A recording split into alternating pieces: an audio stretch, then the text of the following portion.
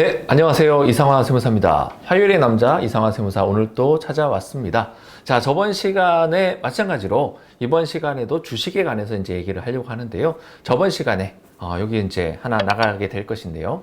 비특수 관계자 간에 액면으로 거래했었을 때에 이게 가능하냐? 세무조사 관련해서 이걸 피할 수 있는 방법은 뭐가 되느냐? 이거 보시고 오시면 될 것 같고요. 자, 오늘은 그 연장선으로 또 다른 쟁점에 대해서 얘기를 해보려 합니다. 자, 그렇다면은 액면으로 거래를 하게 되면 무조건 시가와 차익에 대해서 증여세를 부과했다. 저번 시간에 그렇게 얘기하는 거잖아요. 근데 바보같이 해서 그렇다는 얘기잖아요. 그러면 그거를 반대로 하면 된다? 그걸로만 또 봐야 되느냐라는 거죠. 피곤할 수 있다는 얘기입니다. 자, 오늘은 조금 다른 시선에서 그 확장된 주제를 가지고 다시 얘기를 해보려 합니다. 자, 첫 번째 얘기는 이렇게 나옵니다. 거래 관행상 정당한 사유가 있냐 없냐에 대한 입증 책임은 도대체 누가 져야 되냐는 거죠. 이거 피곤한 얘기예요. 예를 들어서 국세청이 이거를 져도 된다. 입증 책임에 대해서 내가 잘못했는지를 해서 수사기관이 와가지고 이걸 밝혀내야 되는 거지. 나는 무죄입니다 라고 수사기관에 가가지고 계속적으로 하는 게 뭐가 더 쉬울까요? 자, 이거에 대해서 얘기를 나눠보려고 해요. 자, 우리나라는 법치국가에 해당을 합니다. 자, 이렇게 이제 내용이 나오고 있어요. 여기서 보시면 이제 내용이 나오는데요.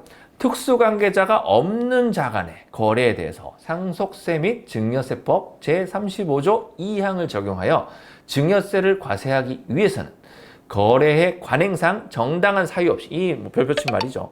정당한 사유 없이 하면 안 된다는 얘기야. 그러니까 정당한 사유 있어야 돼. 만들어서라도 있어야 돼요. 예. 정당한 사유 없이 시가보다 현저히 낮거나 높은 가액으로 파는 사람도 있어요. 예. 누가 이익을 받더라도 항상 보니까 낮은 가액으로 파는 사람은 아버지고 높은 가액으로 파는 사람은 아들이야. 이게 항상 문제인 거지. 낮거나 높은 가액으로 거래한 경우에 하나는 것이므로 특수관계자가 없는 자 간의 거래에 대해서는 이런 얘기가 나왔죠. 특수관계자가 없는 자 간의 거래에 대해서는 좀 살펴볼 필요가 있다는 거예요. 단순히 보충적 평가 방법에 의한 평가액보다 낮다는 이유만으로 모두 과세 대상으로 삼기는 어렵다. 유리한 말이죠. 이게 심판례가 있었습니다. 요거는 납세자가 승리한 거예요. 국세청이 졌다라는 얘기죠. 이런 것도 케이스가 나옵니다. 예. 이 사람 뭘 잘했겠죠? 자, 여기서 나오는 게 이제 이렇게 또 판시를 하고 있어요. 일반적으로 과세 처분, 취소 소송 이거죠. 국세청은 일단 과세 때리고 봅니다. 자, 세금 맞아라! 그러고 때립니다. 자, 그러면 억울하잖아요. 억울하면 어디 가야 됩니까? 법원에 가야 되는 거죠. 근데 우리나라 이제 그 조세에 대해서는 법원에 바로 가지 않고요. 국세청부터 차곡차곡 밟아가지고 조세심판원이라는 것이 세종시에 있는데 거기를 먼저 갑니다. 자, 과세처분 취소 소송에 대해서 과세 요건 사실에 관한 증명 책임이 중요하다는 거죠. 과세관청에 있는 점, 이걸 조세심판원에서 이렇게 얘기를 하고 있어요. 아니, 대법원에서 이렇게 얘기하고 있어요. 자, 너무나 행정적인 게 너무나 납세자한테 강압적으로 이렇게 가서는 안 된다는 거죠. 수사권 자체가, 조사권 자체가 그렇게까지 범죄자를 몰아가지고 이렇게 가면 안 된다는 거죠. 이런 얘기 해주니까 좋아하더라고요, 납세자분들이. 내 편이다. 저는 여러분들의 편입니다. 자, 법 35조 2항의 문헌 내용 자체가 규정 형식 등에 비추어 보면은 증여세 부과 처분이 적법하기 위해서는 양도자가 특수관계자 없는 자한테 시가보다 현저히 높은 가액 양도하였거나 아니면은 낮은 가액으로 양도하였는지 점뿐만 아니라 거래 관행상 정당한 사유가 없다는 점도, 이거는 국세청에서 정당한 사유가 없으니까 이거를 뭔가 과세하겠다는 얘기잖아요. 뭔가 이상하다. 이거를 과세관청이 증명하여야 한다라고 대법원 2011-2207호 2011년도 대법원 판례에 나와 있어요. 자, 그러면 입증 책임은 과세관청이 가지고 있다. 이런 분들이 있어요. 됐다. 배째라. 자, 이제부터는 과세관청이 입증해야 된다고 하니까 이렇게 해라. 이렇게 가면 안 된다는 거예요. 그래서 제가 상담을 해보니까 진실이 어디에 있는지가 중요합니다. 자, 이렇게 고저가 양수도를 하는 부분에서 이겼어 증여세를 피했다고 치자고요. 근데 알고 봤더니 이 주식이 태초에는 명의신탁 주식이었어. 그래서 고저가 양수에 따른 증여세는 피했는데 이 차를 피하려고 이쪽을 피했는데 트럭한테 맞는 거지. 명의신탁 주식이라고 예전에 한번 얘기한 적이 있어요. 국세청이 약이 바짝바짝 오르는 거예요. 자, 그래? 고저가 양수도에 따른 증여세는 아니다 이거지. 그러면 명의신탁 주식일 수도 있으니까 파봤는데 명의신탁 주식이라는 거지. 그래서 명의신탁 주식으로 증여세가 과세되는 케이스가 또 발생을 했다라는 거예요. 이게 뭐냐면은 수술하는 의사의 칼끝이 굉장히 정교해야 돼요. 세밀해야 되고. 근데 한 가지만 너무 집중해서 가다 보니까 이 케이스에서는 이겼어. 근데 이 케이스에서는 졌어요.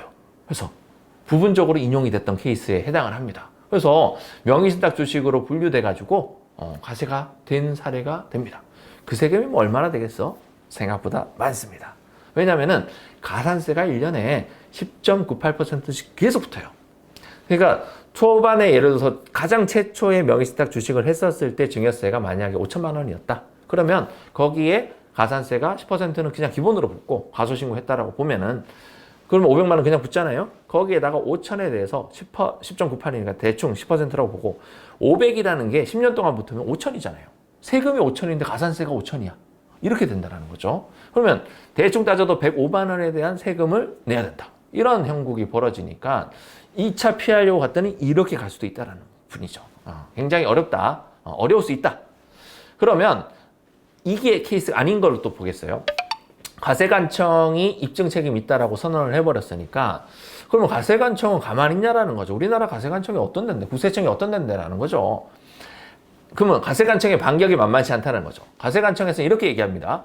합리적인 경제인이라면은 거래 당시의 상황이 그 같은 거래 조건에서는 거래하지 않고는 못 베길 정도로 객관적인 정황, 자료 이런 거를 제출을 해가지고 이 납세자한테 야 이게 정당한 사유가 있다고 볼 수 있어? 이렇게 해서 과세관청이 증명을 해버렸다라면 그러면 또 이상하게 된다는 거죠.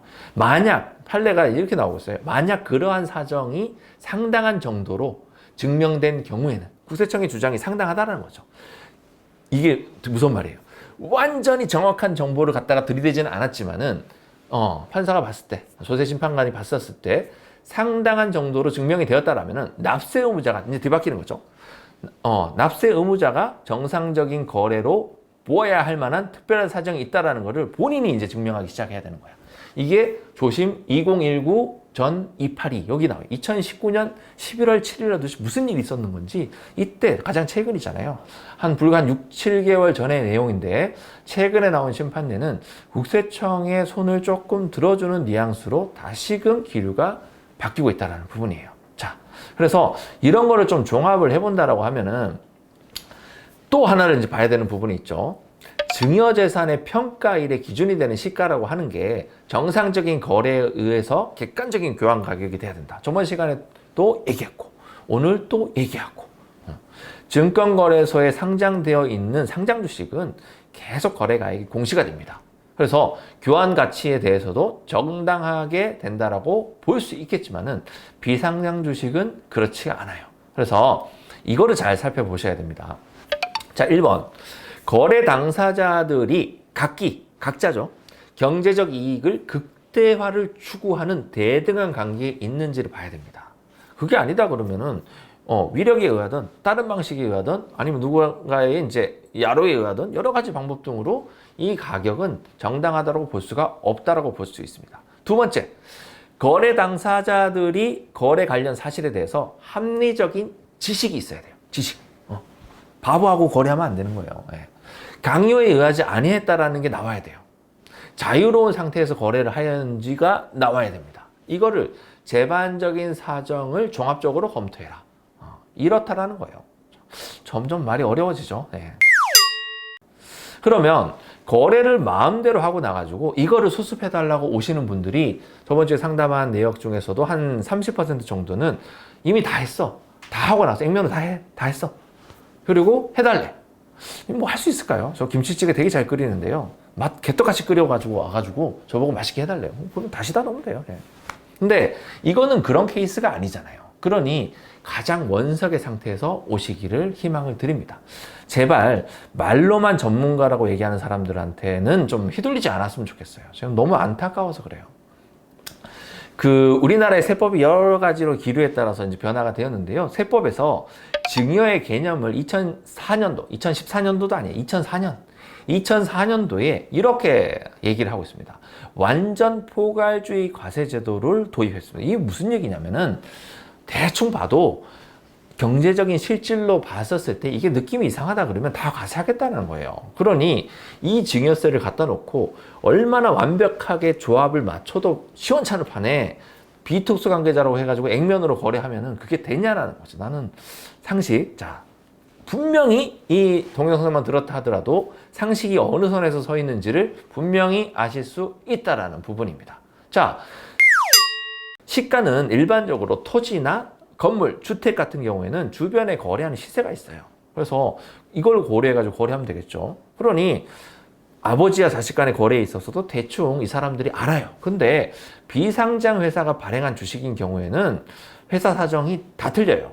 그래서 옆에 있는 제조업, 뭐 시흥시에 있는 제조업, 뭐 굴삭기 뭐 비슷한 거를 이제 하는 회사다 하더라도 이 회사들의 주식 가치든 다른 게 맞는 거지 이게 똑같다고 볼 수 없다라는 부분이잖아요. 그러니 이거를 비교해서 결정하는 건 사실상 불가능해요. 자, 그러니 전문가한테 맡겨서 그거를 감정을 받아봐야 되는 거죠. 이 가치가 밸류에이션이 어떻게 나오는지에 대해서. 결국 비상장 주식은 세법에서 정하는 방법에 따라서 평가를 해야 되는 부분인 거고요. 이 평가 방법은 순손익하고 순자산을 믹스하니까 바뀔 수가 있는 거예요. 자, 요걸 힌트를 잘 얻어야 되는데.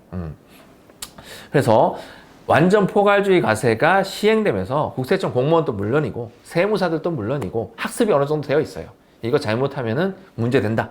근데 이 사람들만 문제 인식하고 있으면 뭐해? 정작 외부에서 누가 와가지고 괜찮대. 그래서 학습이 소홀한 전문가가 와가지고 이게 된다라고 얘기를 해버리니까 납세 의무자는 그 말에 속깃해가지고 항상 이렇게 해서 나는 우리 아버지가 나한테 이런 얘기를 하더라고. 뭔가 세상에 공짜는 없잖아요.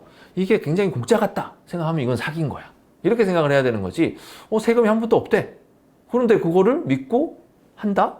한번 생각을 해보세요. 오늘 또 누군가가 왔다 갔을 수 있는 부분인 거고요. 제발 전문가 얘기를 좀 들어야 되는 거지 비전문가가 와가지고 괜찮다. 책임질 거냐는 거죠. 당신 책임질 수 있어? 이렇게 한번 물어볼 수 있는 패기도 좀 가졌으면 좋겠습니다. 책임진다고 안 할 걸? 네, 알겠습니다. 자, 오늘의 주제 또 주식에 대해서 얘기를 또 해봤고요. 오늘 이 시간 여러분들 이해 조금 어려울 수 있는 부분은 되겠지만은 요거 한 3번, 4번 돌려보시면은 이해가 될 수 있습니다. 자, 다음 시간에도 또 재밌는 주제를 가지고 만나 뵙도록 하겠습니다. 이상화 세무사였습니다.